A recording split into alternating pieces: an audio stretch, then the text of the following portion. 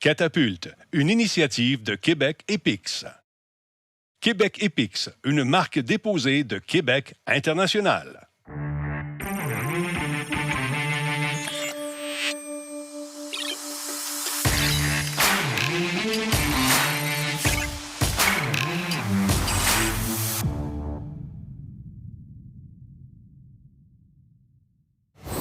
Salut tout le monde, bienvenue à la 7e édition de la grande finale de Catapulte présentée par Ubisoft à Québec et la Caisse Desjardins de Québec. Mon nom est Denis Talbot et encore une fois, je suis ravi de vous accueillir pour cette deuxième édition virtuelle de cette fameuse compétition Catapulte.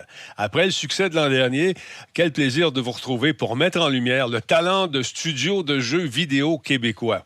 Vous allez voir dans la prochaine heure, nous allons vivre ensemble de belles émotions entre les pitchs des studios, le choix du jury et tout le cheminement vers le dévoilement du grand gagnant 2021 de Catapulte.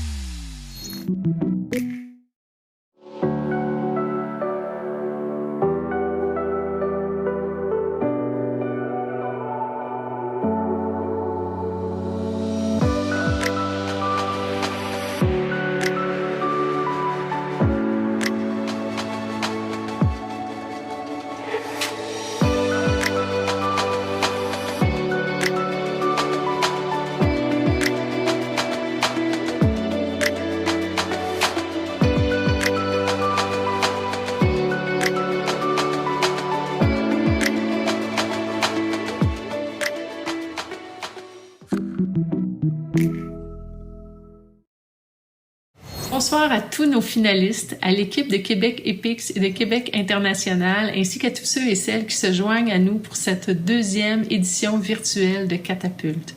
Mon nom est Nathalie Bouchard, je suis directrice générale du studio d'Ubisoft Québec. Et même si on aurait aimé se voir en face à face à l'Impérial de Québec ce soir, sachez qu'il y a une soirée mémorable qui se présente à nous, soirée qui sera animée par Monsieur Denis Talbot. Et c'est ce soir qu'on sera enfin, parmi nos 4 studios indépendants finalistes, celui qui remportera le prix d'une valeur de 135 000 $ en argent et en soutien pour poursuivre son projet. Et bien entendu, tout ça avec un accès exclusif à notre laboratoire d'expérience utilisateur chez Ubisoft, mais aussi à des conseils d'experts de l'industrie.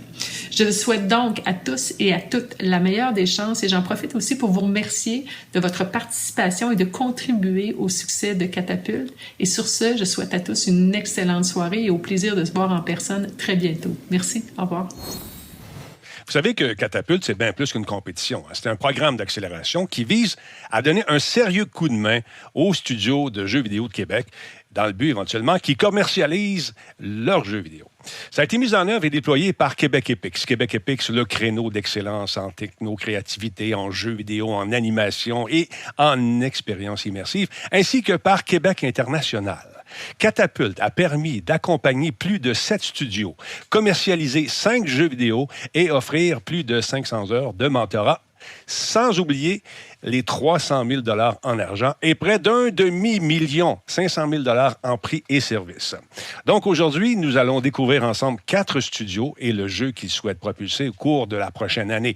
On va également souligner le prix coup de cœur des studios indépendants, les fameux Indies, pour l'un des jeux qui vous sera présenté. Et enfin, nous ferons un petit tour du côté du lauréat de l'an dernier, Fika Productions, qui nous présentera le fameux jeu Ship of Fools. Bon, on le sait, qui dit finaliste d'une compétition dit aussi processus de sélection. J'aimerais qu'on prenne quelques secondes pour souligner la grande contribution de 2 comités très impliqués dans Catapulte, soit le comité de sélection composé de Vincent Bergeron, qui est avocat et agent de marque associé chez Robic, Jean-Philippe Doiron, VP ingénierie chez Bicom Studio, Julien Lassonde, associé services fiscaux PwC Canada, et Mathieu Tremblay, entrepreneur. J'aimerais également souligner la participation du comité de projets spéciaux de Québec Epix qui, d'année après année, bonifie, améliore, alimente les réflexions pour faire évoluer le programme Catapulte. Il est composé de Alexandre Fizette, qui est président et cofondateur de Parabole, Valérie Henner, directrice Quantino, Martin Talbot, directeur principal de la technologie chez Frima, et Mathieu Tremblay, entrepreneur. Bonsoir à tous. C'est avec beaucoup de fierté que nous vous présentons la 7e édition de Catapulte qui verra à couronner un studio de jeux vidéo ce soir. Écoutez, ça fait déjà depuis 2014 que le créneau Québec Épique et Québec International avons mis de l'avant cette merveilleuse initiative qui est Catapulte. Le secteur des jeux vidéo et du divertissement interactif est un secteur important non seulement pour la région de Québec, mais permet aussi à la région de rayonner non seulement au Canada, mais aussi à l'international. Vous me permettrez de faire quelques petits remerciements. Premièrement, à nos 2 grands partenaires privés, c'est-à-dire Desjardins, la Caisse de Québec et Ubisoft Québec. Merci. Merci aussi à nos 2 partenaires publics, c'est-à-dire le ministère de l'Économie et de l'Innovation et la Ville de Québec, qui sont avec nous depuis le début. Merci de votre confiance. Et le dernier merci va à l'équipe de Québec International, encore une fois, pour votre dédication et votre travail que vous faites souvent derrière l'écran afin de réaliser ce concours. Et sans plus tarder, je vous souhaite à tous une bonne soirée, mais surtout la meilleure des chances à nos finalistes. Bonne chance et restez avec nous, ça sera une merveilleuse soirée. Je vous l'ai dit, le programme Catapulte, ça n'a pas commencé hier, ça fait 7 ans que ça existe. Depuis 2014, qu'on permet à des studios de réaliser leur rêve, de créer un jeu vidéo et de connaître du succès en même temps. Donc, ce que je vous invite à faire tout de suite, c'est de partir de 2014 jusqu'à nos jours et regarder les beaux jeux vidéo qu'on a permis de réaliser.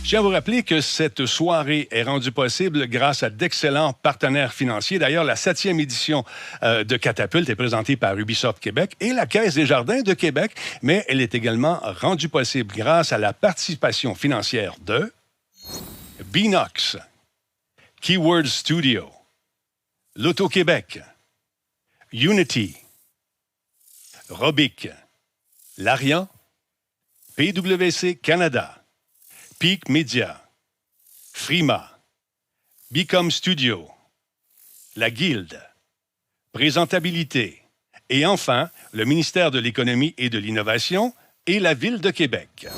Oh!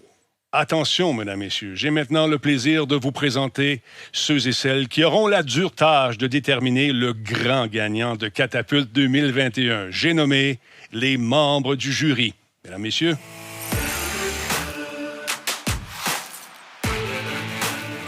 bon, permettez-moi de faire mon agace un peu avant de vous présenter les juges. Je vous rappelle que les finalistes de ce soir sont évalués sur des critères très précis. Les voici. Le projet en soi et sa faisabilité, la stratégie de commercialisation, l'équipe de travail, l'impact de Catapulte pour le studio, la présentation du pitch et enfin l'appréciation des juges. Rassurez-vous, tout le monde travaille à distance, bien sûr, et vous allez constater une chose, mesdames et messieurs, c'est que les juges ont une feuille de route vraiment impressionnante à leur actif. C'est des gens qui sont des spécialistes dans le domaine, des vétérans. Alors tout de suite, découvrons ensemble les membres du jury de Catapulte 2021 en images. Mike Ducarme, directeur de marque Berserk Studio. Mike Ducarme a fait son entrée dans l'industrie comme intégrateur Flash en 2007 chez Frima. En 2012, son amour pour les mots l'amène à joindre l'équipe de Berserk Studio en tant que dude de communauté. C'est un poste, bien sûr, de relation avec les joueurs. Pas toujours facile. Il est écrivain, programmateur web, s'occupe de la direction d'image de marque, s'occupe des relations publiques, du développement des affaires. C'est le seul et unique membre du club social de Berserk.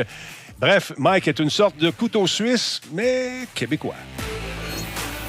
Andréane Boisvert, productrice Ubisoft Québec.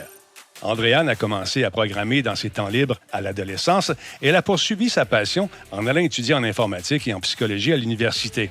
Passionnée par le Data Center Design, elle a complété une maîtrise en informatique spécialisée dans l'interaction entre l'humain et l'ordinateur. Elle a été ensuite recrutée par Walt Disney Interactive, où elle a œuvré pendant 2 années comme productrice. À ce jour, elle collabore à la production du tout nouveau jeu d'Ubisoft Québec, Immortals Phoenix Rising. Thomas Wilson, co-directeur Beenox. Thomas Wilson a débuté sa carrière il y a maintenant 22 ans avec le studio indépendant Behavior Interactive. En 2005, il se joint à Beenox, un studio nouvellement acquis par Activision à titre de directeur créatif. En 2012, il devient co-directeur et supervise toutes les opérations créatives sur de nombreux titres à succès dans l'univers de Skylanders et Crash Bandicoot. Au cours des 5 dernières années, il a dirigé Beenox dans son implication toujours grandissante sur la super franchise de Call of Duty.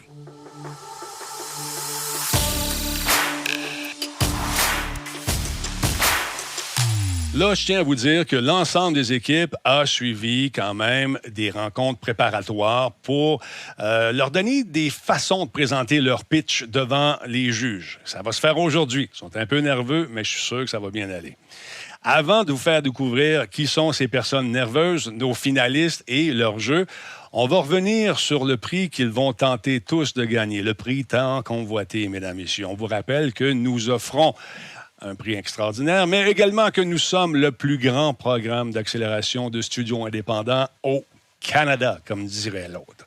En 2021, le Grand Prix est d'une valeur de 135 000 $ et il comprend une bourse en argent d'une valeur de 50 000 $, les services d'accompagnement qui aideront le studio dans la commercialisation de son jeu, une résidence d'1 an au camp incubateur accélérateur de Québec, séances de tests et mentorat dans les laboratoires de recherche utilisateurs d'Ubisoft Québec, l'aide à la conception d'une bande-annonce et du key art de leur jeu, le soutien Unity, révision de projet, crédit pour des achats dans l'Asset Store, une licence pro d'1 an et une demi-journée de consultation, ainsi que des services par des experts du milieu entourant toutes les phases du projet gagnant, allant de l'idéation à la commercialisation, avec les enjeux marketing, la fiscalité, la propriété intellectuelle, etc., etc.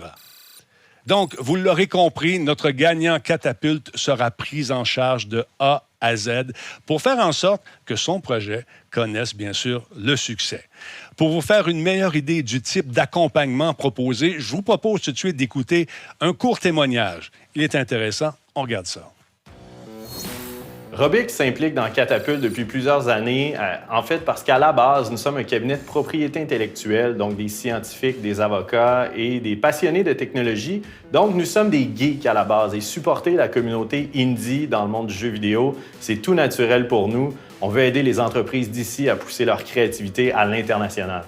Avant d'avoir rencontré Robix, clairement, on n'avait pas conscience de tous les enjeux reliés à la commercialisation et je crois qu'on va encore en découvrir en cours de route.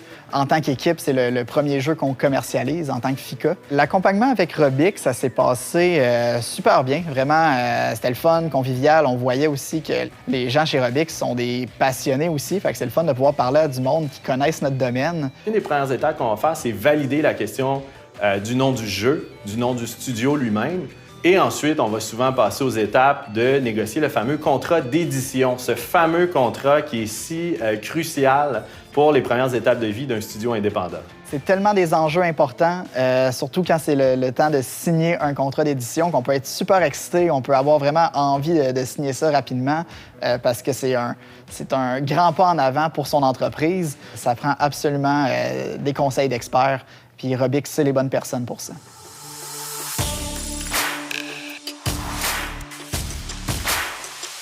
Sans plus de préambule, mesdames, messieurs, le moment qu'on attend tous avec impatience, c'est le moment des pitchs. Ces présentations qui peuvent valoir beaucoup d'argent au studio gagnant. Bonne chance tout le monde. On regarde ça. Petit rappel, nos finalistes ont 15 minutes pour faire leur pitch, soit 10 minutes de présentation et 5 minutes pour répondre aux questions des juges. Notre premier finaliste est Frédéric Tailleur, mesdames et messieurs. On peut le décrire comme étant un one-man army qui travaille chez Ryogo Games. Frédéric cumule 8 années d'expérience dans l'industrie. C'est un autodidacte. D'ailleurs, il nous a confié avoir tout appris sur le développement d'un jeu vidéo avec des tutoriels trouvés sur Google et YouTube. Son jeu préféré, tout comme le mien, Doom, en 1993. Yes, sir. Aujourd'hui, Frédéric présente son jeu qui s'appelle Minikin Major.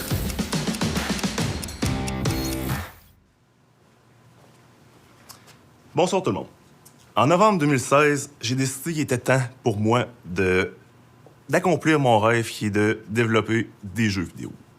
Peu importe le temps que j'allais prendre, peu importe les difficultés que j'allais rencontrer, je n'allais jamais abandonner. Me voici, 4 ans plus tard, prêt à faire passer mon projet à la prochaine étape en tentant l'expérience Catapulte.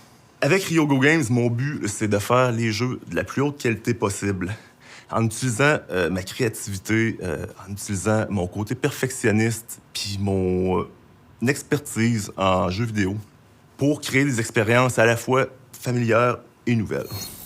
Donc, sans plus tarder, je veux vous présenter mon projet Minikin Major.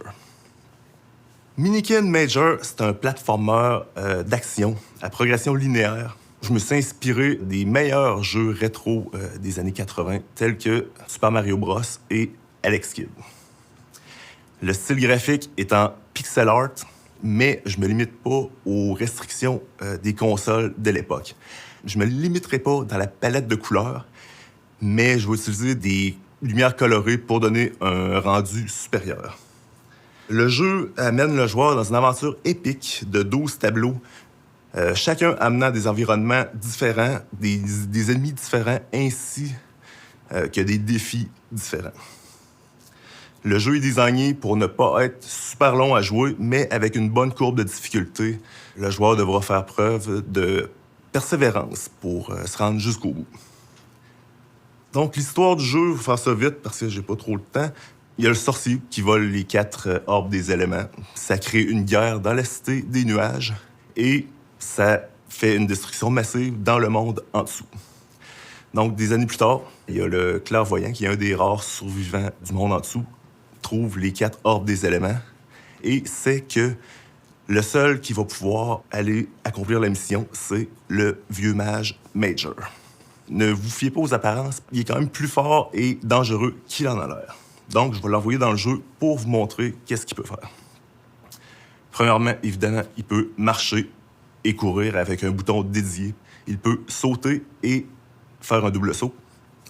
Il peut sauter sur ses ennemis pour les écraser. Et finalement, le move le plus important, le Meteor Drop, que je vais vous montrer plus en détail dès maintenant. Le Meteor Drop, ça sert à, entre autres, à briser des blocs et découvrir les items cachés dans certains blocs. Ça sert aussi à lancer des attaques magiques en frappant n'importe quelle surface solide.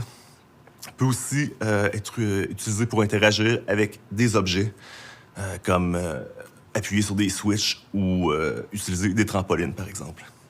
Et finalement, il peut faire apparaître des blocs invisibles pour atteindre des endroits inaccessibles autrement. Donc, assez parlé du jeu, je vais vous parler de mes rôles dans le développement. Évidemment, faire un jeu tout seul, ça demande du talent dans plusieurs rôles. Le seul élément qui me manquait, c'était la programmation. Ça a changé le jour que j'ai découvert le logiciel Construct 2, qui sert à faciliter, à rendre plus accessible la programmation aux non-programmeurs. Commercialisation, c'est pas un secret que les jeux rétro, ça pogne là, depuis le retour, mettons, je dirais depuis Mega Man 9, au début des fin 2000. Depuis ce temps-là, il y a beaucoup de jeux qui sont revenus avec le style rétro. Comme par exemple Shovel Knight, en 2014, il a vendu 3 millions de copies depuis sa sortie. En 2015, Axiom Verge, qui était fait par Thomas Happ, qui était un gars tout seul, qui a vendu 1 million de copies avec ce jeu-là. Même les grosses compagnies, Capcom, Konami, qui ressortent encore des jeux rétro parce que le marché il est juste là. Public cible, fan de jeux rétro, évidemment, platformer style Super Mario Bros. Convient aux enfants 7 ans et plus parce que le jeu ne contient pas de violence ni de thèmes déplacés. Puis je vise la Switch, PlayStation, PC, tout le monde pas mal. Là. Je pense que le jeu a un gros potentiel de succès parce que il n'y a pas beaucoup de jeux présentement sur le marché qui ont un style comme Super Mario Bros. Le rythme, le jeu, il serait pratiquement presque unique là, à sa sortie, avec un visuel gameplay attrayant. Puis avec un bas prix, 9,99, 11,99, je m'assurerais que le monde n'attendrait pas que le jeu soit à rabais avant de l'acheter. Marketing, ma page Facebook, Ryogo Games. Si quelqu'un, le monde qui écoute présentement, si vous voulez aller liker ma page, ce serait très cool. Je vais y mettre des trailers et vidéos de gameplay. Et je vais tenter d'atteindre la communauté, l'énorme communauté de rétro gaming sur YouTube. Impact Catapulte, évidemment, la bourse, ça serait le plus important pour moi pour me permettre de me libérer d'un emploi à temps plein. Je pourrais aussi m'inscrire au programme de composition musicale et technique audio à l'image, ce qui assurerait que mon prochain jeu aurait un soundtrack encore mieux. Et finalement, les autres prix intéressants. Trailer et key art fait de manière professionnelle serait pratique. Séance de test Ubisoft, parce que j'ai remarqué qu'avoir du feedback pour mon jeu, c'est plus difficile que je m'attendais. L'aide à la conception sonore pour que l'audio soit le mieux de mon projet actuel et les consultations en fiscalité parce que je connais rien là-dedans là, en général. Donc, en conclusion, j'espère que mon projet et ma présentation vous aura assez plu pour me permettre de faire passer mon projet au prochain niveau. Merci et bonne fin de journée. OK. Hey, Frédéric, merci. Puis je comprends que ça peut être stressant faire une présentation comme ça, mais écoute, je trouve que c'est quand même impressionnant le fait que tu aies fait ça tout seul au grand complet. Donc, bravo pour ça. Moi, j'ai une question. Dans ton document, il figurait pas nécessairement de projection de vente. T'avais-tu une estimation du nombre de copies que tu pensais pouvoir vendre avec ton jeu? Ça dépend toujours. Moi, je pense qu'avec un bon publisher, avec de la bonne visibilité, ça change tout. Là. Je veux dire, moi, personnellement, en faisant mon jeu tout seul avant de venir à Catapulte, là, je pensais sortir mon jeu puis espérer faire du bouche à oreille puis vendre. Je me disais, si j'en vends 10 000, ce serait cool. Là. Mais ça dépend toujours. Je veux dire, mon jeu, je pense qu'il y a un potentiel. Avec les graphiques, le gameplay, puis ça a l'air... Le jeu, il a l'air le fun en le voyant, en image puis en vidéo. Fait que, je pense qu'avec beaucoup de visibilité, on pourrait parler de quoi? 50 000, 100 000, je sais pas. Là. Ou peut-être plus, là, si tout irait bien. Numéro 1, félicitations pour ton pitch, c'est nice. Merci. Moi, ce question que je me posais, c'est que là, tu dis que tu as 12 niveaux, 4 mondes, c'est ça? Ouais. On regarde à peu près combien de temps de playtime pour un joueur moyen qui n'est pas un hardcore gamer? Ça dépend. Ça, c'est un jeu qui est vraiment basé sur le talent du joueur, le côté gameplay. Tu sais, comme je dis, ça va prendre de la persévérance pour le joueur. Le jeu a un système de vie et de continu. Il va y avoir des cheats là, pour ceux qui veulent pas vraiment dealer avec ça. Là. Il va pouvoir avoir plus de vie et tout. Moi, je vise que quelqu'un qui connaît le jeu par cœur peut le passer en dedans d'une heure. Quelqu'un qui, c'est la première fois qu'il va jouer, ça va lui prendre plusieurs heures, voire peut-être plusieurs jours, parce qu'il va falloir qu'il recommence plus souvent, puis qu'il s'habitue. Ça dépend. Là, on peut parler, mettons, 3-4 heures, mettons, pour quelqu'un qui n'est pas trop habitué, mais qui se rend jusqu'au bout. Là. Ben, je te souhaite, dans tous les cas, Fred, que la visibilité que tu vas avoir aujourd'hui va se transformer en like sur ton Facebook puis de la visibilité sur ton jeu. Ce serait cool. Bon succès. Merci, bonne chance. Merci beaucoup. Merci. Au début, ça a été vraiment rough, là, mais je pense que c'est au milieu, rendu à un certain point, j'ai pris mon rythme, puis ça allait pas mal mieux rendu là. C'était surtout la peur d'oublier mon texte, d'avoir un blanc, genre, puis figé. Juste content d'avoir survécu jusqu'au bout, là, honnêtement. Là. C'est le moment de vous présenter notre deuxième... Hein? T'es sérieux? Wow. Coup de théâtre, mesdames et messieurs. Le deuxième studio ne pourra pas faire son pitch tel que prévu. Vous savez, on est habitué aux mauvaises nouvelles, surtout ces temps-ci. Mais là, on a une bonne pour vous autres. Imaginez-vous donc que le studio Archery Games vient d'être catapulté dans la cour des grands avant même d'avoir fait son pitch. Hein? C'est quelque chose, ça? Le studio ne pourra pas nous donner trop de détails sur cette bonne nouvelle. Les contrats, vous savez comment c'est, confidentiel, puis toute la patente. Mais quand même, ils ont bien voulu répondre à quelques-unes de nos questions. Amène-en des nouvelles de même, moi j'aime ça. Premièrement, j'aimerais savoir qu'est-ce qui a incité votre studio à participer à Catapulte cette année. Ça a été quoi votre motivation profonde? Oui, Denis, dès le départ, on s'est dit, OK, on va appliquer à Catapulte. Ça va être comme ça qu'on va aller chercher notre premier levier de financement qui va nous permettre d'en obtenir d'autres. Mais c'est aussi comme ça qu'on va être accompagné, entouré par des experts qui vont savoir nous guider dans l'établissement et la fondation de notre entreprise. On se le cachera pas aussi que le succès de studios comme Polymorph Games puis Sweet Bandit Studios nous ont beaucoup inspirés. De les voir gagner à Catapulte, puis ensuite transférer ça vers d'autres succès, on s'est dit, c'est ce chemin-là qu'on veut prendre. Bon, on sait que vous n'avez pas fait votre pitch final, mais quand même, vous avez reçu un accompagnement des coachs de Québec Épique. J'aimerais savoir comment vous avez trouvé cette expérience de se faire guider par quelqu'un. Oui, c'était une expérience super enrichissante d'appliquer à Catapulte. La première étape, c'est de rédiger un document de 5 pages qui te permet de présenter ton projet à un panel, à un jury. Ça te permet de cristalliser ta vision, de synthétiser ton idée, ce qui va te permettre, quand tu vas être rendu à pitcher, à présenter à un investisseur, d'être très clair et concis dans ce que tu as à dire. Au-delà de ça, on a travaillé de très près avec Mariana Ferrer et avec Josiane au départ de l'entreprise, ce qui nous a permis d'établir de bonnes bases puis de savoir vers où s'orienter, vers qui se diriger dans la ville de Québec pour avoir un bon réseau de contacts, du bon financement. Ensuite de ça, on a travaillé étroitement avec l'équipe du camp qui nous a permis d'aller chercher beaucoup d'expertise pour établir un canevas de modèle d'affaires qui tient la route. La dernière étape pour nous, ça a été d'être accompagné par Denis-François Gravel de Présentabilité. Mais lui, il nous a vraiment permis de créer des pitchs qui étaient plus intéressants, qui étaient plus accrocheurs pour un éditeur. Puis là, ce qui va nous permettre de travailler avec l'équipe de Robic pour la signature de notre contrat d'édition. C'est que bien qu'on n'a pas complété le processus de Catapulte, on a quand même bénéficié de vraiment beaucoup d'aide de tout ce réseau-là, de tous ces contacts-là dans la ville. Puis on est vraiment reconnaissant pour tout ça. Merci et bravo, Jonathan. Bravo à l'équipe d'Hatchery Games. J'ai bien hâte d'en savoir davantage sur votre jeu. D'ici là, on va regarder un autre finaliste. Le voici. Il me semble que je connais ça, faire ça. Je le connais, lui. J'ai déjà vu, lui. Ah, on le connaît. Hein? Oui, c'est ça. Notre troisième finaliste, c'est pas un inconnu de Catapulte, puisqu'il a décidé de retenter sa chance de revivre l'aventure Catapulte pour une deuxième année consécutive. Il s'agit de Dave Gagné. Dave, c'est le directeur créatif et c'est un concepteur sonore qui travaille chez Rage Cure Games. Ça fait 8 ans qu'il est dans le business et je suis sûr que vous allez vous rappeler de son jeu qui s'appelle Goons Legend of the Hockeyverse. C'est un grand amateur de hockey, grand fan. D'ailleurs, lui et son équipe communiquent en réplique de films de hockey. Son jeu préféré, c'est Hyper Light Drifter. Parlant de hockey, le but de côté, était-tu bon? Hein?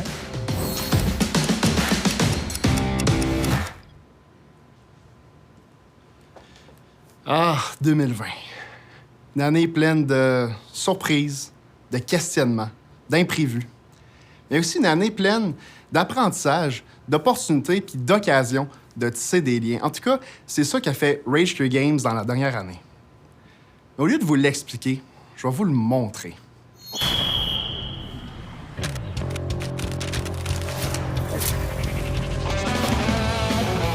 Je peux te confirmer, le jeu Goons, ça m'a vraiment attiré. J'ai vraiment aimé le concept.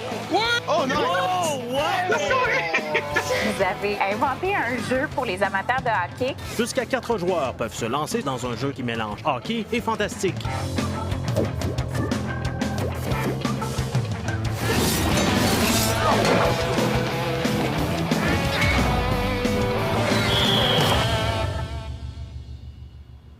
Bon, c'est qui ça, Rage Cure Games? Eh bien, c'est un studio de développement de la Ville de Québec qui compte 5 développeurs qui travaillent ensemble depuis plusieurs années et qui ont pris le temps de construire la vision de leur studio idéal. Mais Rage Cure Games, c'est surtout un studio qui développe présentement Goons Legends of the Hockeyverse, un jeu de hockey qui mélange sport, fantasy et jeu de combat. Mais là, pourquoi un jeu de hockey? La raison numéro 1, c'est la popularité du jeu de sport. C'est toujours un style qui est très couru par les joueurs. Et ce, même s'il y a un cruel manque d'innovation en ce moment dans le domaine. La preuve, c'est qu'un jeu comme Rocket League, qui est paru en 2015, domine encore le marché. Là, on s'est demandé, nous, qu'est-ce qu'on pourrait faire en tant que studio pour apporter quelque chose de nouveau. Puis là, on a eu la bonne idée, le flash, le Eureka, un jeu de hockey fait au Québec. Une idée tellement simple, mais tellement puissante. Puis là, on a regardé la compétition, puis EA propose à chaque année un nouveau produit. Les gens sont là, mais il y a de la grogne. Ils veulent un nouveau produit, ils veulent des nouveaux modes, ils veulent quelque chose de plus. EA reconnaît ça et va même proposer des nouveaux modes. Ils ont même ramené NHL 94. Donc ça, c'est la preuve qu'il y a un marché émergent, il y a une part de marché qui s'intéresse à ça. Là, nous, on s'est demandé qu'est-ce qu'on pourrait amener qui allait satisfaire ces joueurs-là. On est arrivé avec plusieurs aspects, plusieurs éléments qui nous semblent clés pour offrir une expérience qui va répondre à ce besoin-là. Puis le premier, c'est d'avoir un jeu qui est facile d'accès. Donc ça, c'est quelque chose qu'on a beaucoup travaillé avec nos joueurs sur Discord, puis qui nous ont permis de créer une expérience qui, dès le premier match, est comprise par la majorité des joueurs. Le deuxième aspect, c'est de sortir du cadre de la simulation de hockey. Aller chercher des thèmes qui vont amener des joueurs qui, normalement, ne s'intéresseraient pas aux jeux de sport. Et le dernier aspect, pour nous, c'est de faire un jeu qui est grand public, qui va intéresser les jeunes comme les plus vieux, la famille comme les amis. Donc, on remarque que notre compétition est très nichée. Ce n'est pas forcément un problème, mais on remarque qu'il se ferme de beaucoup de parts de marché en mettant de l'avant des jeux qui sont très violents, à la limite politisés, qui vont être basés sur la physique ou vraiment des simulations super, super difficiles d'accès. Donc, nous, on va aller chercher vraiment un aspect plus Nintendo, un aspect qui va nous permettre d'aller chercher un plus grand public. Mais il ne faut pas se leurrer, on a quand même un public cible idéal, un public comme Jean-Philippe, que lui, il veut une expérience sociale. Lui, c'est un jeune hockeyeur, il aime ça jouer au Xbox avec ses amis, il aime ça jouer des parties, montrer à ses amis c'est qui mène. Puis de l'autre côté, on a Andrew, qui lui est un véritable vétéran de la franchise, NHL, il les achète tous depuis 2008. Lui, ce qu'il veut, c'est de la compétition. Il veut une expérience où il va pouvoir jouer contre les autres joueurs, puis il veut que son temps soit récompensé. Il veut voir une progression. Donc là, comment on fait pour offrir une expérience qui va plaire à ces deux groupes de joueurs-là? D'abord, on met de l'avant notre mode Versus, qui est un mode hockey arcade où les joueurs s'affrontent sur une patinoire. Puis là, on a tout l'aspect des habiletés, l'aspect jeu de combat, le gardien de but qui attaque les joueurs. Donc tout ça, ça amène vraiment une twist différente qui offre beaucoup de nouvelles stratégies dans le hockey. Puis là, ce dernier aspect-là des habiletés, c'est tellement puissant et tellement central à notre expérience qu'on s'est dit on n'a pas le choix d'offrir quelque chose qui allait être basé là-dessus. Puis c'est là qu'on arrive avec notre mode campagne qui nous propose une expérience en solo ou en duo, un jeu qui mélange sport et roguelite à la Hades, un jeu qui va nous offrir une histoire où nos joueurs vont avoir l'occasion d'évoluer et d'enquêter sur une mystérieuse organisation qui essaie de gâcher le sport pour tous. Ces deux modes-là, ensemble, deviennent une véritable célébration du hockey, de sa culture, puis pourquoi pas un petit peu de fantaisie puis de culture québécoise. Bon, maintenant, c'est un jeu qui est assez ambitieux. C'est pour ça que ça prend un plan de match solide. Un plan de match commence avec notre plan de production, où toute l'équipe travaille en ce moment à temps plein pour la prochaine année pour développer une première version du jeu qui va voir le jour sur PC. Ensuite, on continue de travailler sur du matériel, puis en parallèle, on travaille sur une version sur Switch, ce qui va nous permettre de faire des parties à 4 joueurs avec uniquement 2 Joy-Con. Puis ensuite, on peut éventuellement voir la sortie de DLC et sortie sur les autres consoles. C'est important d'avoir un plan de match solide, mais il faut avoir les ressources pour les mettre en marche. C'est là que Catapult arrive avec son enveloppe qui va nous permettre de sécuriser notre montage financier. Il y a aussi tout l'accompagnement avec le camp et l'accompagnement avec Robic, avec Ubisoft. Il y a toute la crédibilité qui vient aussi avec de gagner Catapult. Donc tout ça, pour nous, ça devient littéralement un joueur supplémentaire sur la patinoire. Puis là, je vois qu'il me reste un peu de temps. Je vais utiliser ces quelques secondes-là pour inviter les gens à venir sur notre Discord. Donc, ce qu'on va faire, c'est, à date de diffusion de cette vidéo-là, le 27 mai, tous les gens qui vont avoir wishlisté notre jeu, ils vont avoir rejoint le Discord, vont avoir un beau petit package exclusif à la sortie du jeu. Donc, venez nous rejoindre, on a la plus belle communauté, puis on veut que vous nous joigniez. Merci beaucoup. Salut Dave. Salut Andréane. Contente de te revoir encore cette année. Félicitations pour ton pitch. Merci. Je vois que c'est encore plus ambitieux que l'an dernier. Donc, nouvelles idées, campagne single player, équipe de 5. Donc, vous comptez avec le FMC, avec Catapult, être capable de vous payer toutes ces nouvelles ambitions-là que vous avez pour la prochaine année? Le but, c'est pas de scoper up tant que ça. On essaie d'être très intelligent au niveau du design, de faire le plus de recyclage possible sans que ça sente cheap. Donc, l'idée, c'est de vraiment faire réutiliser le maximum d'assets, réutiliser dans les deux modes des trucs qu'on peut aller chercher d'un côté et de l'autre, c'est-à-dire des patinoires, des ennemis. Les habiletés des personnages vont être réutilisées dans les deux modes aussi. Donc, l'idée, c'est de faire pas du gros design, c'est d'essayer de le faire le plus intelligemment possible. Dave, écoute, félicitations pour votre présentation. Je sens l'énergie, j'aime ça beaucoup. Puis le petit côté racine québécoise, ça me plaît, ça.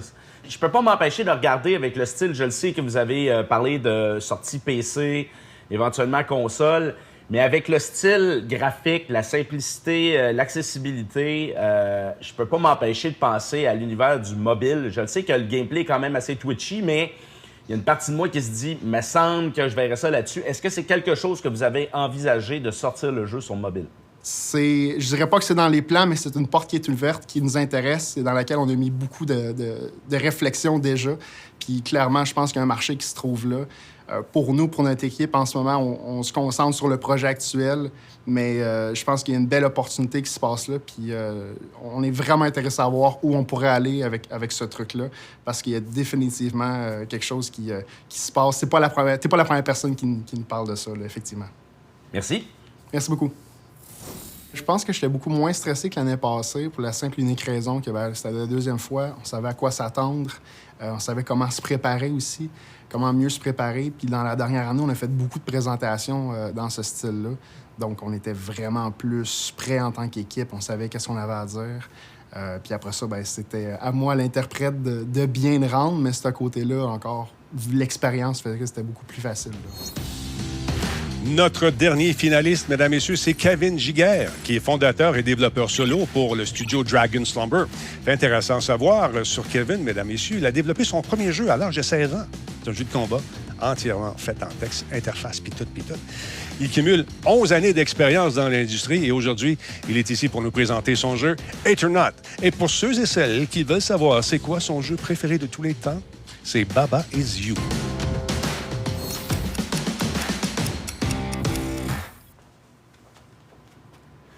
Selon vous, est-il préférable de vivre dans une vérité troublante ou dans un mensonge réconfortant? Dans la vie, est-il préférable d'être heureux ou utile? Lorsqu'on tombe en amour, est-ce qu'on aime la vraie personne ou seulement notre idée de cette personne? Pour apprendre à mieux se comprendre, je crois que c'est important de se poser des questions difficiles. Et c'est ce que je vous propose dans Aeternaut, un jeu de puzzle philosophique à la première personne où vous serez appelé à explorer un laboratoire, compléter les expériences qui s'y trouvent, atteindre le cœur et sauver un monde au gouffre du péril si vous le choisissez. En activant les différents capteurs de lumière, vous serez en mesure d'ouvrir les portes, ce qui vous permettra de naviguer les environnements et atteindre les fioles d'éther, le but de votre expédition. En utilisant 3 cubes de pouvoir, vous pourrez affecter les propriétés de la lumière. Le cube mauve créant des ombres, alors que le cube vert vous permet de manipuler le temps. En combinant les effets de ces cubes, vous pourrez même créer des portails qui vous permettra de voyager à travers l'espace, explorer le temps et même naviguer une nouvelle dimension. Au cours de votre aventure, vous serez guidé par le Dr Cornell qui suit vos explorations à distance et communique avec vous à travers des haut-parleurs distribués dans le laboratoire. Le Dr Cornell vous en apprend un peu plus sur votre raison d'être dans ces lieux et vous apporte aussi un autre élément unique du jeu en vous posant de difficiles questions philosophiques. Vos réponses détermineront sa façon d'interagir avec vous ainsi que le cours de l'histoire. Les jeux de puzzle à la première personne restent un genre populaire auprès des joueurs que les développeurs AAA évitent pourtant, considérant le marché trop petit pour leur haut coût de développement. Ceci ouvre la porte aux développeurs indépendants qui peuvent se démarquer sur le marché. L'année passée, plusieurs jeux ont su se démarquer sur Steam, plusieurs ayant même eu un temps d'exclusivité sur le Epic Game Store, leur offrant de nouvelles opportunités financières. Aeternaut cherche à se placer sur ce marché en se concentrant sur 3 piliers principaux. Avec plus de 100 puzzles disponibles, Aeternaut est parfait pour les joueurs de type analyste, ceux qui recherchent l'accomplissement à travers la complétion de puzzles et les défis. Avec un monde ouvert, rempli de secrets, les joueurs explorateurs seront charmés, ceux qui veulent se promener à leur guise et qui veulent en apprendre un peu plus sur leur environnement. Et avec des contrôles simples et des mécaniques faciles à apprivoiser, les joueurs occasionnels seront charmés, ceux qui ont un peu moins de temps à dédier au jeu et qui sont un peu moins habiles avec les manettes. Le prix de lancement est estimé au coût de 20 $, ce qui est en ligne avec les autres jeux du même type. Ceci nécessitera donc 12 250 copies vendues pour revenir dans les coûts de développement. Le projet a débuté en octobre 2019 et en est maintenant à sa phase alpha. Toutes les mécaniques du jeu sont maintenant implantées. La moitié des puzzles ont été créés, les visuels sont bien en marche et l'écriture du script a été faite. Le jeu est donc bien en ligne pour sa sortie en février 2022. De plus, du contenu additionnel du DLC a été prévu pour le 3e quart de 2022. Entre-temps, Aeternaut a connu une belle visibilité, apparaissant à de nombreuses conventions digitales lors de l'année passée. Il est apparu au Gamescom. Il a eu plus de 5000 visiteurs en simultané lors du Tokyo Game Show. Il a fait le Megamigs. Il a été une sélection officielle du Demo Night au début de cette année. Il a fait l'événement Games from Quebec sur Steam et a même fait une apparition à la télévision à l'émission Planète Techno. Dragon Slumber, c'est ma compagnie. C'est une compagnie que j'ai fondée en 2013 afin de nourrir ma passion sur les jeux vidéo. Être développeur solo, ça veut souvent dire d'être sous-estimé, mais depuis le début de la compagnie, j'ai sorti 3 jeux sur Steam, Arrowlight Core, Astral Traveler et Tech Support Air Unknown, qui a eu de nombreuses nominations et a même été gagnant du meilleur pitch au MIGS 2018. Bien sûr, être développeur solo, ça me force à porter de nombreux chapeaux. Je suis le programmeur sur le projet, je fais toute la conception. J'ai appris la modélisation 3D spécifiquement pour Aeternaut. Je fais la production, le marketing, je fais aussi l'administration de la compagnie. Ça fait beaucoup de rôles pour une seule personne et je crois que c'est là que Catapult peut vraiment faire une très grande différence pour le projet.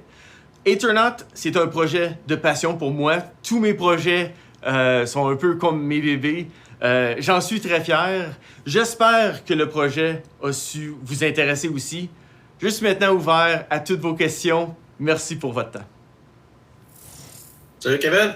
Bonjour. Super belle présentation. J'ai une petite question pour toi sur le branching de tes pattes narratifs. On voit qu'il y a 6 endings dans ton document. Puis là, c'est un jeu de puzzle. Je me demande, c'est quoi vraiment ton plan de rejouabilité pour... Est-ce que les joueurs sont supposés vouloir voir toutes les fins, voir toutes la narration? Ou est-ce qu'ils veulent faire toutes les 100 puzzles 6 fois? Ou est-ce que c'est juste one and done? Le jeu n'a pas à être rejoué entièrement afin d'atteindre toutes les fins. Il y a des fins qui sont au cours du jeu qui vont être disponibles plus tôt durant la partie, alors que les 3-4 fins principales, il faut compléter le jeu entier, mais c'est surtout la façon dont on complète le dernier puzzle qui va avoir un très gros impact sur l'ensemble des fins. La grosse différence, c'est la façon dont Cornell va interagir avec le joueur lors du jeu. Donc, la réponse du joueur aux différentes questions philosophiques va avoir un impact sur ce que le joueur va apprendre et il va apprendre des informations différentes au fur et à mesure. Il va avoir une interaction différente. Donc, ça donne plusieurs avenues intéressantes pour la rejouabilité. Salut Kevin. Gros bravo pour ta présentation. Si tu avais à me décrire c'est quoi ta direction artistique puis comment qu'elle est unique, comment tu ferais ça? Pour moi, j'ai essayé de créer un environnement très claustrophobe. Je crois qu'il y a beaucoup de first-person puzzles qui sont très colorés, très ouverts. Je voulais faire quelque chose d'un peu différent. Je voulais faire un environnement sombre, un peu pas épeurant, mais un peu un sentiment de danger un peu, et rendre les puzzles en tant que tels un peu plus réconfortants auprès des joueurs, qui va faire comme une certaine opposition à ce qu'on voit habituellement, puis que je pense qu'il peut donner un sentiment assez intéressant. Merci. Merci beaucoup. Au revoir. Merci. Il n'y a qu'un bon choix pour les juges. Ben, c'est exilirant. C'est le fun de faire des pitchs, c'est le fun de voir la réaction des gens puis de répondre à ces questions-là. Mon jeu est à propos de poser des questions puis de s'interroger sur beaucoup d'éléments. C'est beaucoup dans ma personnalité. Donc, moi, d'être confronté à toutes ces questions-là puis de me faire poser des questions sur mon jeu, j'aime ça. Je trouve ça intéressant. Ça permet de voir les perspectives différentes. Ouh, ça va être chaud cette année. Hein? C'est des jeux fantastiques, avouez, ça va être pas mal le fun. J'ai hâte d'y jouer. Là, je tiens à vous dire un gros félicitations, tous les participants qui étaient là ce soir des différents studios. C'est pas évident ce que vous faites, mais vous l'avez fait avec brio. Et dans un petit moment, on dévoile non seulement le nom du gagnant du prix pour la section Indie, mais également le grand gagnant Catapulte 2021. Et ça se fait en direct ici même. Bougez pas.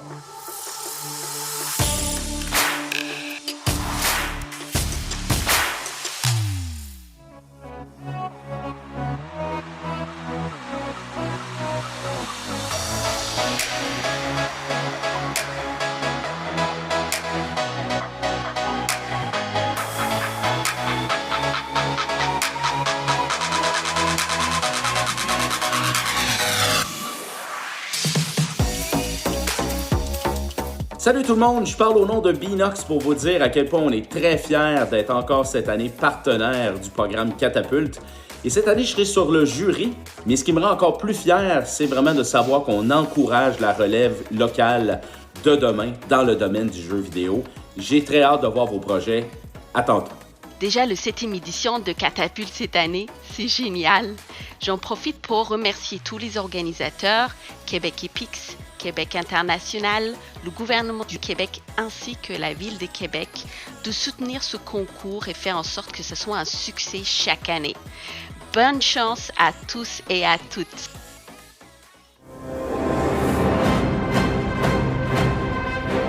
L'Ariane, c'est une entreprise très généreuse qui ne te laissera jamais dans le noir, qui va tout faire pour que tu sois confortable. Chez l'Ariane, tu es toujours accueilli par un sourire, que ce soit par une équipe ou un studio partout dans le monde. Very chill, very welcoming, like a small family. Ça feel comme un hobby, ça feel même pas comme un travail. Tu te lèves puis ça te tente d'y aller. J'ai vraiment envie de compagnie aussi à l'écoute des joueurs pour lesquels elle crée les jeux. Travailler à Québec, c'est très revigorant et c'est un plaisir d'y vivre chaque jour et d'y travailler aussi chaque jour. Il y a vraiment un sentiment indie, mais avec la puissance de travail d'un gros studio. Une journée de travail typique chez l'Ariane, c'est simple, c'est une grande passion chaotique. C'est vraiment comme aller travailler avec sa gang de chums avec le même but commun, c'est de faire les jeux les plus cool possibles. Working on such a big game is the ultimate quest.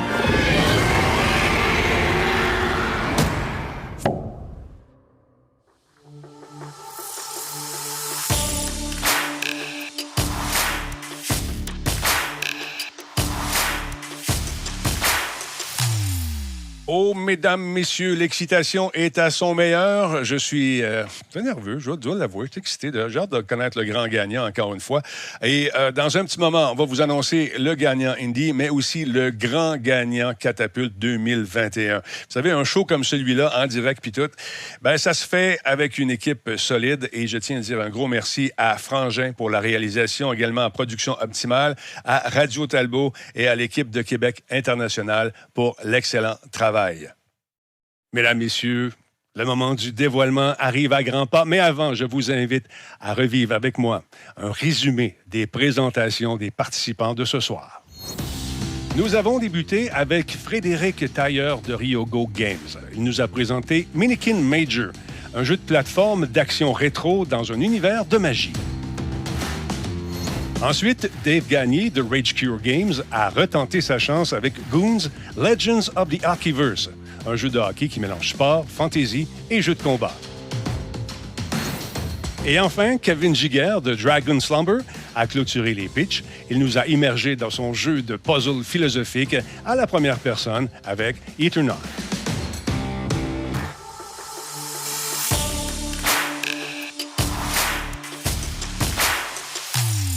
Je tiens à vous rappeler que ce soir, on ne donne pas juste un prix à Catapulte. Non. On en donne 2. On donne. Et puis quand on n'a plus, on donne encore. On est comme ça. Il faut dire qu'il n'y a rien de trop beau pour les studios indépendants. Hein? D'ailleurs, parlant de studios indépendants, il y a 8 studios indies de Québec qui ont également suivi avec énormément d'attention les pitchs de ce soir dans le but de remettre une bourse de 4 000 $ au projet Coup de cœur. Qui sont ces 8 studios? Il s'agit de Nine Dot Studio, Sabotage, Berserk Studio, Parabole Studio, Polymorph Games, Bishop Games, Fika Productions et Chains Awesome Games. Coup de cœur de 4 000 $. T'en achètes de la bière et de la pizza avec ça. Pense-y. Sans plus tarder, écoutons le porte-parole de ce fameux comité. Salut à tous. On se le cachera pas, l'entrepreneuriat en jeux vidéo, c'est extrêmement difficile. La pression est élevée, il y a des défis créatifs, il y a des défis techniques, mais surtout, il y a une grande incertitude. Et ça nous donne un sentiment d'isolement qui peut être très fort. À Québec, on est chanceux, on a un excellent écosystème de petits studios indépendants. On connaît ces réalités-là, puis on veut être là pour vous encourager. Puis c'est un peu pour ça qu'on participe à Catapulte, c'est pour contribuer à cet échange. La raison pourquoi le prix grandit comme ça, c'est tout simplement parce qu'on multiplie nos succès. À chaque année, il y a des nouveaux studios qui présentent des nouveaux jeux, qui réussissent à percer le marché. On est de plus en plus nombreux à simplement avoir les capacités de participer et ça nous fait plaisir de le faire. Un conseil que j'aurais pour les finalistes, c'est de rechercher le feedback brutalement honnête. C'est une des forces qu'on a ici à Québec, c'est qu'on a accès à des gens qui vont nous dire exactement là où ça fait mal, quoi faire pour s'améliorer. Alors, de rechercher voracement ce genre de feedback-là pour toujours se pousser, pour toujours aller plus loin, parce que c'est une industrie brutale et mieux vaut être préparé par ses pairs que par l'audience.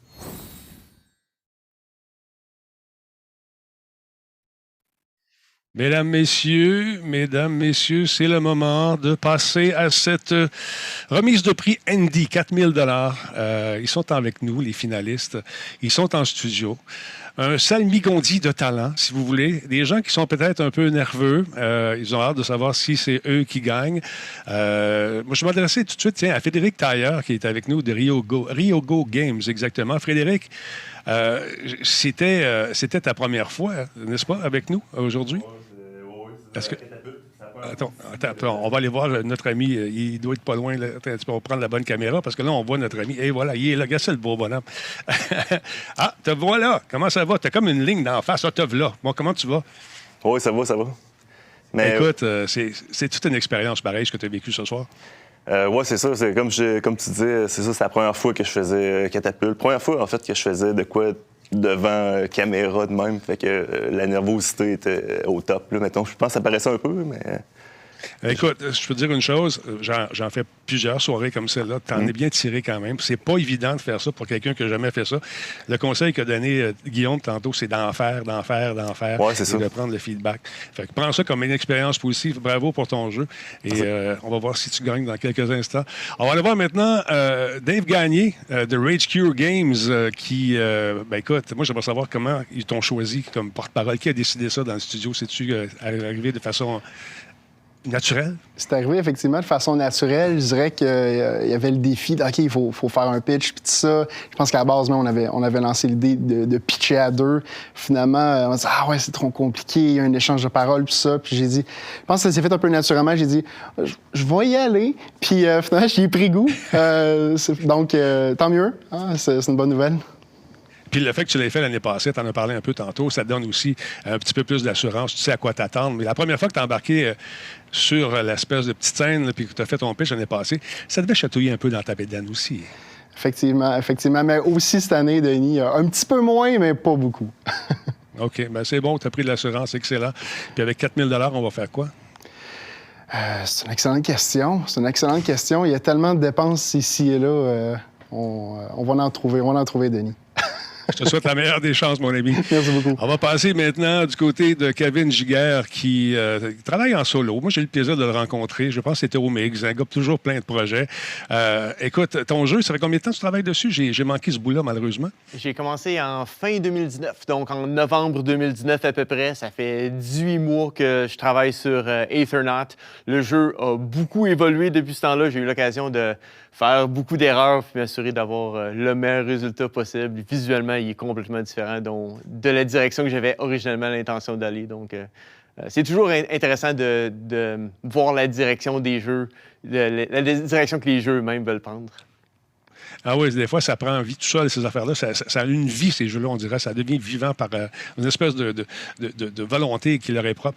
Dans le moment, toi, faire des pitchs, ça t'énerve plus bien. Je t'ai vu faire des pitchs pas mal souvent, donc tu es rendu un vétéran du pitch. Ah, ben moi, j'en suis à mon 4e jeu, donc effectivement, j'ai eu l'occasion de pitcher beaucoup d'éditeurs, faire quelques compétitions. J'ai gagné le prix du meilleur pitch à Mix 2018, donc effectivement, j'ai un peu plus l'occasion. C'est toujours un petit peu stressant pareil, mais c'est un bon stress qui nous garde réveillés. Ben, j'ai bien hâte de te rencontrer encore une fois en personne pour que tu me pitches ce prochain jeu. Ce gars-là, il est très productif. Merci beaucoup, les gars, et je vous souhaite la meilleure des chances. On va rencontrer tout de suite Guillaume Boucher-Vidal, qui, lui, est le porte-parole du jury des jeux indépendants. Écoute, Guillaume, tout d'abord, félicitations pour ton nouveau bébé. Merci beaucoup, je tiens à te le dire.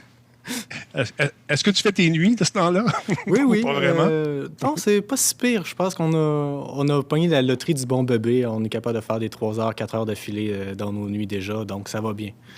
C'est un luxe. Félicitations. Hey, comment ça s'est passé dans vos discussions pour choisir le gagnant du prix Indie, le fameux 4 000 $? Est-ce que ça a brassé un petit peu? Ça a brassé beaucoup. D'habitude, on est quand même assez tout au même diapason, mais là, je dirais, on a comme notre petit groupe Slack, puis on avait des conversations qui se sont réchauffées pas mal.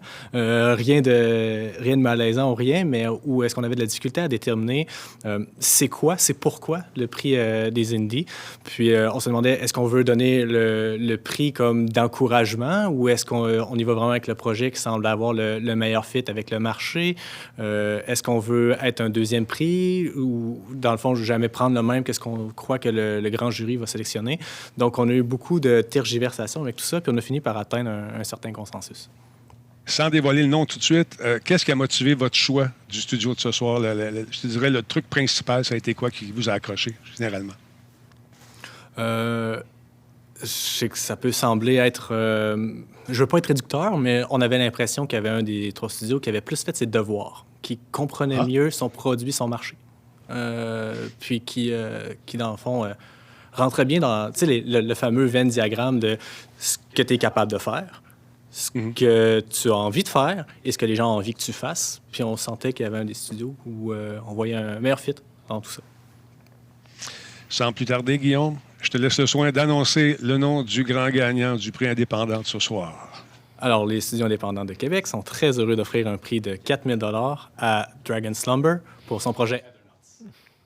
Bravo! Oh yeah! Félicitations. Merci. Très, très cool, je suis content. Bravo. Comment tu te sens, mon chum? Ah, merci. Un autre prix? Oui, mais ça se prend bien. 4 000 $, je ne le refuse pas. Je l'accepte. Merci. Écoute, je regarde le chat ici, c'est en feu. Tout le monde te félicite en ce moment sur Radio Talbot. Et j'ai très hâte de connaître ton prochain projet. Je suis sûr que dans ta tête, ça tourne à 100 000 $. Encore une fois, félicitations. Merci. Allez jouer à Aethernaut. Présentement, la démo est disponible sur Steam. Allez-y. Ah oui, allez-y, tout de suite. Là. Un autre truc qu'on a discuté beaucoup entre les indépendants, on veut donner un peu de tough love. Parce que... un truc qu'on sait à Québec, un truc qu'on fait bien, c'est qu'on est capable de se donner les vérités dures avec amour. Donc, quelque chose qu'on voulait faire, c'est offrir à nos 3 studios finalistes l'opportunité de juste nous rencontrer pour des séances de feedback, des feedbacks brutaux, des feedbacks nécessaires parce que c'est très plaisant, Catapulte, c'est très utile, c'est très pertinent, mais il y a un nombre très limité de participants. Et la vraie vie, le marché, c'est 600 jeux qui sortent par jour sur Steam, c'est 500 jeux qui sortent par jour sur le App Store. C'est immense. Il y a une inondation de produits. Donc, il faut être capable de se regarder avec dureté puis juste s'assurer de trouver chaque petit truc qui peut être amélioré pour se maximiser nos chances. Et c'est quelque chose que d'avoir accès à la communauté de Québec, de petits studios qui ont passé par là, ça peut vraiment valoir beaucoup plus que le 4 000 $. Bien que ça nous fait plaisir de l'offrir, je pense que le conseil, nos expériences, peut valoir beaucoup plus. C'est sûr, puis c'est des conseils qui vont rester en tête probablement longtemps. Merci encore et félicitations. Et bougez pas, ça se poursuit dans un instant.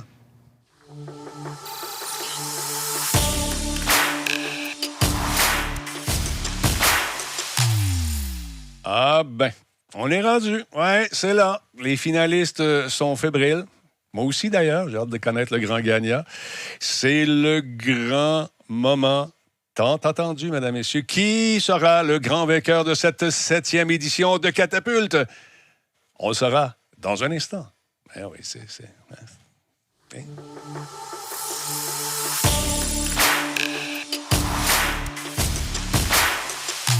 Avant d'inviter le porte-parole des juges à venir nous dévoiler le nom du grand gagnant cette année, je tiens encore une fois à remercier l'ensemble des partenaires financiers de l'événement. Je rappelle que cette 7e édition est présentée par Ubisoft Québec et la Caisse Desjardins de Québec, mais aussi est rendue possible grâce à la participation financière de Binox, Keyword Studio, L'Auto-Québec, Unity, Robic, Larian, PWC Canada, Peak Media, Frima, Bicom Studio, La Guilde, Présentabilité et enfin le ministère de l'Économie et de l'Innovation et la Ville de Québec. Aïe, aïe, aïe, on sent une certaine nervosité dans le studio, mais également sur Twitch. Allez-y, les amis, sur Twitch, faites vos prédictions. Déjà, les prédictions vont bon train. Écoutez, c'est un moment qu'on attend avec beaucoup d'impatience. J'aimerais vous présenter Mike Ducarme, qui est le porte-parole du jury pour le Grand Prix Catapulte 2021. T'es là, mon Mike? Allô, Denis. Comment ça va? Ben, ça va bien, toi? Ça va bien. Il y a une certaine nervosité chez vous. Je ne sais pas si tu la sens, mais moi, ça rentre ici, chez nous, à plein. Je vois ça sur le chat. Les gens veulent savoir qui gagne. Peux-tu commenter le défi que ça t'a apporté de choisir, justement, en fait, à toi et à ton membre du jury? Là. C'est quoi le défi que ça a apporté pour trouver le studio gagnant de ce soir? En fait, une des grosses parties du défi, c'était que au départ, il a fallu comme redéfinir qu'est-ce que la bourse Catapulte allait servir à. Est-ce qu'on voulait fonder un projet de passion? Est-ce qu'on voulait aider à kickstarter un nouveau projet? Est-ce qu'on voulait juste aider à closer un projet existant? Ça a été quand même une bonne discussion. Pour ça, il y avait toute l'équipe. Les projets en tant que tels étaient vraiment diversifiés. C'était vraiment intéressant pour ça. Fait que ça n'a pas été facile. Ils n'ont pas donné facile cette année. Ça n'a pas l'air d'être évident non plus, parce que c'est tous des bons jeux. Puis, je te demandais quel élément ont distingué le studio gagnant de cette finale 2021, sans dévoiler, bien sûr, le nom du gagnant. Qu'est-ce qui a, selon toi, distingué le studio qui gagne ce soir des autres? Bon, en partant, ce ne sera pas facile à dire parce que les trois projets se distinguent tellement de chacun de l'autre que si j'essaie de dire des choses, c'est possible qu'il y ait un petit spoiler qui passe. Je vais essayer de faire mon possible. En partant, il y avait la passion du projet, comme la vision de tout ce qui était derrière. Tout était bien planifié, c'était bien pensé. C'était comme... Puis aussi, il y a eu une petite touche qui a bien touché c'était touché une petite corde chez le jury, tout ce qui était le thème en tant que tel, qui c'était vraiment été... Attention, Mike. Je sais. C'est délicat. Je le sais. Ils sont tous trop différents. On est sur le point d'annoncer. Et tu prends l'annoncer, le nom du gagnant? Attends, on ne fera pas ça tout de suite. On va aller voir ces finalistes-là, justement, faire durer le plaisir un peu. Les gars, comment allez-vous ce soir? Est-ce que vous êtes sur le gros nerf? Est-ce que vous êtes prêts à recevoir un chèque intéressant de 50 000 $ puis de l'aide pour 100 000 $? Les gars sont là, sont prêts, mesdames, messieurs. Alors, sans plus tarder, c'est le moment de vous annoncer que Josiane Côté-Paquet a quelque chose à nous dire. Elle est directrice du créneau Québec Epix, qui a d'ailleurs un message pour nos finalistes de ce soir. Josiane, s'il te plaît. Merci, Denis. Donc, je tenais à m'adresser aux finalistes. Je sens la fébrilité tout à côté de moi en ce moment, donc je ne vais pas prendre trop de temps. Je ne vais pas faire durer le suspense, mais je voulais vraiment les féliciter cette année de tous les efforts qu'ils ont mis dans Catapulte depuis le début. Là. Je les ai vus à l'œuvre pour une bonne partie, puis ils ont travaillé fort, puis on a vu la preuve dans les pitchs tout à l'heure. C'était excellent. Ils étaient tous différents, mais vraiment, vraiment un haut niveau. Donc, ça prouve la grande créativité, le talent qu'il y a dans l'industrie du jeu vidéo au Québec et particulièrement dans l'industrie du jeu vidéo indépendant. Donc, moi, je veux juste leur souhaiter la meilleure des chances pour le dévoilement qui arrive prochainement et j'ai vraiment envie de continuer à travailler avec eux puis les accompagner dans leur projet entrepreneurial pour la suite. Donc, voilà. Bien, merci beaucoup, Josiane. Merci énormément. D'ailleurs, vous êtes bons à Québec. Les studios indépendants, il y en a des petits, il y en a des gros, il y en a des moyens. Il y a des gros studios qui sont établis là. Tout le monde s'aide, tout le monde se donne un coup de main. Vous êtes bons, vous êtes de grands petits studios, je vous le rappelle, les indépendants. Mais une chose, vous êtes bons pour faire des jeux, mais pour faire la promotion de vos jeux, come on! Come on! Vous avez monsieur ici qui peut vous donner un coup de main. Puis là, j'entends vos jeux... par hasard, un moment donné, un petit courriel à Talbot, puis je vais vous donner un coup de main à faire, peut-être un peu plus de publicité au Québec. Puis avec le bouche à oreille, bien, ça va vite, cette affaire-là. Fait que c'est ça. Je vous invite à le faire. C'est facile. Vous pouvez me rejoindre facilement. Je suis sur le web partout. Et si vous ne me trouvez pas, vous avez un problème. Donc, Mike, c'est le moment de dévoiler le grand gagnant de Catapulte 2021. Es-tu prêt, Mike? On a-tu un petit roulement de tambour pour ça? Hey, comment ça va, toi, sinon, la vie? Ça va bien, ouais? Pas si pire. Il fait chaud, là. Ouais. On essaie. T'as-tu des jeux qui s'en viennent, toi aussi, bientôt? T'as-tu des affaires que tu vas annoncer? Non, on va annoncer quelque chose d'ici à la fin de l'été, là. Mais les choses se passent bien. On va voir ça. Ouais. Toi, ça va bien? Moi, ça va bien. Je travaille fort. Ma piscine était froide un peu aujourd'hui. J'étais obligé de la monter quelques degrés, parce que sinon, on ne pouvait pas se baigner. Tu sais comment se casser. En tout cas, c'est pas facile. Es-tu prêt à annoncer ça, ce gagnant-là de Catapulte 2021? Ouais, je pense qu'on pourrait... Es-tu prêt? Ouais, il a l'air prêt. Pas sûr. Ouais. Pas sûr. Oh, ben, vas-y donc. Tiens, vas-y donc. Non. Bon, on va aussi que le grand gagnant, ça va être Rage Cure Games avec Goons. Rage Cure Games avec Goons. Yes, sir. Bravo. Hey, bravo. Félicitations. Ici, on voit les confettis, mesdames et messieurs, qui fusent de toutes parts. Et on a bien sûr le gros chèque qui va arriver. Est-ce qu'il y a une prise de photo qui va se faire éventuellement? Je pense que je vais être dans photo à part ça. Vous me direz de quel côté me mettre. Le photographe se promène, mesdames et messieurs, qui regardent un peu quoi faire. Oui, la photo avec le gros chèque. Je ne sais pas si je suis dedans. On va faire comme j'étais dedans. Parce qu'il y a un gros téléviseur. Là. Je ne sais pas s'ils vont me mettre dedans. Je fais un sourire. Je suis là, je suis dedans, je ne sais pas. Alors, donc, le photographe, encore une fois, fait des clichés qu'on va retrouver un peu partout sur le web demain. Ah, je suis là en arrière, tu sais. Ça fait ça, ouais. Un beau sourire. OK, c'est bon, ça? All right, c'est bon, ça. Hey, viens me voir, monsieur le gagnant. Tu viens faire un tour. Ben, après les photos, bien sûr. Encore une fois, ça paye. Tiens, je vais me faire une photo avec eux autres. C'est beau, ça, comme ça? Ouais, ça. C'est parfait. Il y a ce bar-là, il y a ce bar-là, en tout cas. Hey, Mike, merci beaucoup, c'est bien cool. Écoute, pendant que le gagnant vient faire un tour, est-ce que tu as des conseils à donner aux gens qui voudraient participer à Catapulte? Ben, le numéro 1, c'est commencez par checker vos flûtes, faites des belles présentations. C'est comme tout ce qui est la faisabilité, c'est vraiment important de bien présenter ça au juge, parce que ça va nous aider à faire une décision plus éclairée, disons. Je sais que c'est sûr que c'est plate de dire faire un plan marketing, je vais faire un beau budget. C'est pas le fun, c'est pas glorieux, mais c'est ça qui aide vraiment les juristes à faire un choix éclairé. Merci, Mike. Tu restes là. On va aller voir notre gagnant tout de suite. Comment tu te sens, mon chum? Il y a beaucoup de pression qui vient de tomber soudainement. Je voudrais remercier les juges. Je suis convaincu que c'est vraiment une décision difficile. Excusez, je suis encore je suis un peu shaky. Je voudrais féliciter les autres candidats. Je le mentionnais tantôt, c'est des devs solo. Moi, j'ai une équipe derrière moi avec qui je travaille. Puis, il y a beaucoup de travail qui a été mis, puis je peux juste m'imaginer tout le travail qu'ils ont fait seuls. Puis, franchement, je suis épaté par ce qu'ils ont fait. Donc, voilà, c'est ce que je dirais en premier. Et le 50 000 $, le premier dollar va être dépensé où, tu penses? C'est une excellente question. Je pense que, en fait, c'est quelque chose qui va s'en aller vers un FMC pour vraiment compléter le coût de la production complète. En ce moment, on travaille vraiment avec l'argent qu'on a ramassé seul le studio. Donc, cette première enveloppe-là va nous permettre justement de sortir un peu, d'avoir un peu un peu plus de marge, disons, pour travailler. Puis, ouais, donc ça va être... on va voir où ça va aller en premier, mais c'est sûr qu'encore une fois, il ne manque pas de dépenses. Ben écoute, félicitations et Merci encore beaucoup. une fois, tu transmettras mes hommages à ta gang. Et je vous rappelle encore une fois, on devait se rencontrer l'année passée pour une raison que je t'expliquerai, on n'a pas pu le faire. Mais cette année, si ça tente, on va faire un petit coup de pouce, on va donner un petit coup de pouce à ton jeu si ça peut t'aider encore une fois. Même chose pour les deux autres candidats qui étaient les deux autres finalistes. Je vous l'offre, venez faire un tour. Félicitations encore une fois. Merci. Et Mike, moi je sais qu'on prépare déjà l'édition 2022 de Catapulte. Comment tu recommandes aux gens de se préparer? Ben, comme je disais, c'est vraiment de bien préparer vos plans de faisabilité. Donc, les plans de marketing, les budgets, tout s'assurer que tout est en ordre et que c'est clair aussi. Il faut bien penser à la chose. C'est pas juste de le garrocher là-bas. Il faut aussi que ce soit bien pensé. Là. Écoutez, ça vaut la peine, vous le voyez, il y a des gens qui ont passé une fois, deux fois, et puis qui ont gagné, comme ce soir. Donc, gênez-vous pas, participez en grand nombre, il n'y a pas de mauvaise idée, c'est juste les peaufiner, j'imagine. J'aimerais... T'as-tu déjà remercié de ton studio, peut-être, monsieur le gagnant, pendant qu'on est là?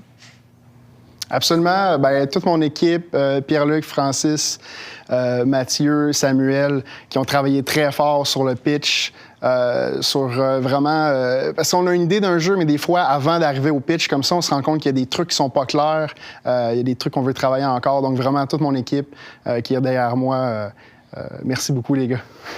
C'est à vous, ça. Alors... Écoute, merci à vous, messieurs. Merci, Mike. Merci également aux finalistes qui ont fait un excellent travail ce soir. C'est pas toujours évident, mais vous êtes très, très, très bien débrouillés. Je tiens également à remercier tous les commanditaires. Et nous, on vous revient dans un petit moment. Bougez pas.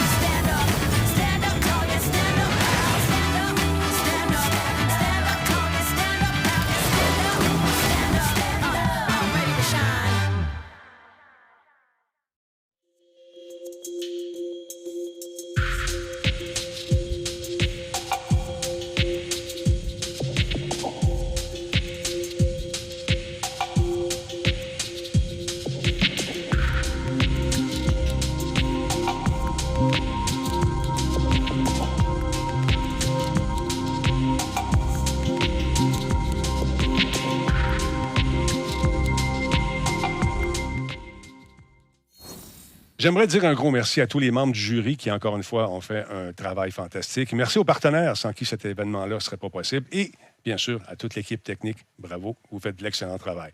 Restez là, mesdames, messieurs. Je vous invite à rester avec nous pour les 15 prochaines minutes pour prendre des nouvelles du gagnant de l'année passée. Fika Productions, son fameux jeu Ship of Fools, que j'ai tellement hâte de jouer. Je n'entends parler. Je vois des captures d'images, mais je n'ai pas eu la chance d'y jouer encore. J'ai bien hâte de le voir réellement. Hein? Une entrevue présentée par l'Auto-Québec avec Daniel. Qu'est-ce qu'il va pouvoir nous dire, Daniel? Moi, je sais qu'ils ont signé quelque chose récemment, mais est-ce qu'on va en savoir plus? Je ne sais pas. On regarde ça.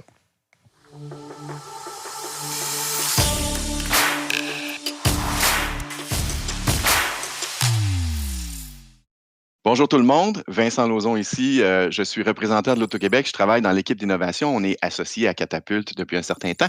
Et je suis ici pour parler avec Daniel Carmichael de Fika Productions qui ont gagné l'année dernière. Fika Productions, un studio de Québec. Québec, c'est magnifique. Ils sont bien chanceux d'être là. Comment ça va, mon Daniel? Hey, ça va super bien, Vincent. Merci beaucoup de m'accueillir chez vous. Écoute, Daniel, bon, vous avez gagné l'année dernière. On se souvient de votre passage à Catapulte l'an dernier. Je viens, moi, personnellement, de re-regarder ton excellent pitch l'année dernière qui était assez épique. Puis je me demandais comment ça s'était passé. Quel souvenir en garde-tu? Puis on en a déjà parlé, puis je crois qu'il est arrivé pas mal d'affaires intéressantes pour arriver à ce pitch-là. Conte-moi ça. Oh, écoute, pour nous autres, ça a été toute une aventure, là. L'aventure Catapulte, pour toutes sortes de raisons. Moi, 2 jours avant la finale de Catapulte, je me suis ramassé à l'urgence, à l'hôpital, sur le bord de mourir, OK? C'est pas des jokes. Non, c'est pas drôle, mais c'est drôle. Oh my God. Tu sais, moi, dans le fond, je suis paraplégique. Moi, je sens pas mes jambes. Puis 2 jours avant la finale de Catapulte, moi, j'étais prêt. OK? Moi, j'étais prêt à y aller. J'avais mon pitch. Tout était beau. Là, je commence à pas trop filer. T'sais. Je commence à pas trop filer. Un petit peu de fièvre. Puis ça va pas bien. Je me demande qu'est-ce qui se passe. Puis je sens pas mes jambes. À un moment donné, je regarde mes jambes. Qu'est-ce que je vois pas? J'ai une jambe complètement rouge, 2 fois plus grosse que l'autre. Qu'est-ce qui se passe? Je sais pas ce qui se passe. Je m'en vais à l'hôpital. Ils me disent « Hey, ça va pas bien. T'as attrapé une bactérie. Faut qu'on te plug ces antibiotiques pendant 1 semaine. » À l'hôpital. Fait que là, j'étais comme « Ouais, moi, j'ai un pitch à faire. Je sais pas si c'est possible de pas rester là. » Fait que bref, mes tactiques de négociation ont bien marché. Ils ont réussi à me renvoyer chez nous, tu sais. Sauf que pour les antibiotiques, c'est comme avec un cathéter intraveineux. Puis moi, j'avais ça dans le bras. Puis je me disais, voyons donc, je peux pas faire un pitch avec un cathéter dans le bras. Je vais avoir l'air d'un malade qui s'est échappé de l'hôpital, tu sais. Fait que, puis c'est trop bizarre, hein. Fait que j'ai finalement, pendant le pitch, j'ai demandé à l'infirmière qu'elle me mette le cathéter dans le pied pour que personne ne le voie, caché en dessous de mes pantalons. Fait que pendant que j'ai fait le pitch, l'année passée, j'étais sur les antibiotiques avec un cathéter dans le pied, puis personne ne l'a su. Puis moi, c'était sûr que je voulais faire le pitch. Moi, c'était pas question que je le fasse pas. J'étais prêt coûte que coûte. Mais c'est sûr que mon équipe, quand ils ont appris que j'étais à l'hôpital, là, Antoine, il a commencé à apprendre le pitch de son bord, puis il se disait, si Dan ne peut pas le faire, c'est sûr qu'il faut que quelqu'un le fasse, tu sais. Fait qu'Antoine, il apprend le pitch. Sauf que le problème avec notre pitch, c'est qu'il y avait une coupe de jokes de chaise roulante de plugger dedans. Fait qu'Antoine, lui, pas trop à l'aise à faire des jokes de chaise roulante, ce gars-là. Fait que, bon, il y a des petits ajustements qu'on a dû faire. Mais finalement, j'ai réussi à être en forme. Je l'ai fait, puis ça a bien été. Fait qu'on est vraiment contents. Ça a super bien été. Je l'ai vu, le pitch, c'est ce que je te disais. Puis moi, je suis tombé en mon achat. Je l'ai trouvé magnifique. C'était intéressant, c'était drôle, c'était bien rendu. Puis là, connaissant ce background-là, c'est un parcours du combattant, ça devient une aventure épique. Tu sais, c'est une affaire que tu vas compter toute ta vie. Le pitch de Catapulte, c'est mourant. Veux-tu que je te raconte ma plus grosse nouvelle? Conte-moi ta plus grosse nouvelle, s'il te plaît. Elle est bonne, celle-là, puis c'est le fun parce que c'est directement en lien avec ce que j'ai raconté dans le pitch l'année passée, qui était dans notre plan, c'était de se trouver un éditeur. J'allais te poser la question. Ben c'est ça. On est vraiment fiers d'avoir réussi à faire ça. Ça a été énormément de travail de notre bord. On a fait beaucoup de rencontres à distance dans les événements virtuels. On a rencontré des publishers. Ça fait... depuis le début du projet là, qu'on communique avec des publishers. Puis on a enfin réussi à signer tout récemment. Là, ça fait à peu près un mois et demi là, que l'entente est signée. Enfin, pour vrai, c'est la plus grosse étape du projet, selon moi, qui a été accomplie avec ça. C'est un partenaire incroyable qu'on est allé chercher. Je peux pas en dire plus que ça, honnêtement. Malheureusement, tu peux pas nous dire j'aimerais c'est ça. qui? Le coquin. OK, c'est correct. Non, c'est ça, malheureusement. Tu nous dis ce que tu peux. C'est mais cool. ça va être de toute façon, annoncé, écoute, tu donnes une question. Oui? Ça s'en vient, l'annonce? Ça s'en vient. On a bien ça hâte. Écoute, ça nous amène à parler du jeu. Hein? Ça nous amène à parler du jeu. Tu parles de contrat, c'est votre propre IP, ce jeu-là. C'est pas une adaptation de quoi que ce soit. C'est à vous. C'est votre idée. Ça s'appelle Ship of Fools. Tu peux m'en parler un petit peu? Pas tant que ça, mais un petit peu quand même. Conte-moi ça. Je vais essayer de dire ce que je peux. Je peux pas en dire trop sur le jeu en ce moment. Inquiétez-vous pas, ça s'en vient. Ça s'en vient, on va vous tenir au courant. Mais pour l'instant, ce que je peux dire, c'est que Ship of Fools, c'est un roguelite coopératif qui se déroule dans un univers marin, poissonnesque, OK? Où ce que tu es sur un bateau, puis tu affrontes des ennemis, tu te promènes d'île en île pour looter des items qui vont créer des combos entre les 2 joueurs. Puis c'est vraiment un jeu qui est pensé pour 2 joueurs. Puis ça, c'est l'approche qu'on a eue avec ce jeu-là. L'idée, c'est que on est tous des fans de roguelite chez Fika Productions. Puis on s'est rendu compte que ce style de jeu-là, il est souvent vraiment mal adapté pour jouer en multijoueur. Fait que nous, on s'est dit, on va penser un jeu multiplayer first, puis du style roguelite, pour vraiment permettre aux joueurs de vivre cette expérience-là en multijoueur. Là, vous travaillez là-dessus, vous autres, depuis quand même plus qu'un an, parce que vous aviez déjà quelque chose quand vous avez fait votre pitch. Est-ce que vous avez eu des gros changements où vous vous êtes dit, finalement, non, c'est de même qu'on va le faire à la place? Y a-t-il eu des changements de paradigme ou au contraire, votre vision, vous arrivez à la suivre pas mal puis vous êtes content de ça? Bien, ce qui arrive dans... Je pense que tous les développeurs de jeux vivent ça un peu. C'est... Tu as une vision de base, puis rapidement, tu te rends compte que ça marche pas tant que ça.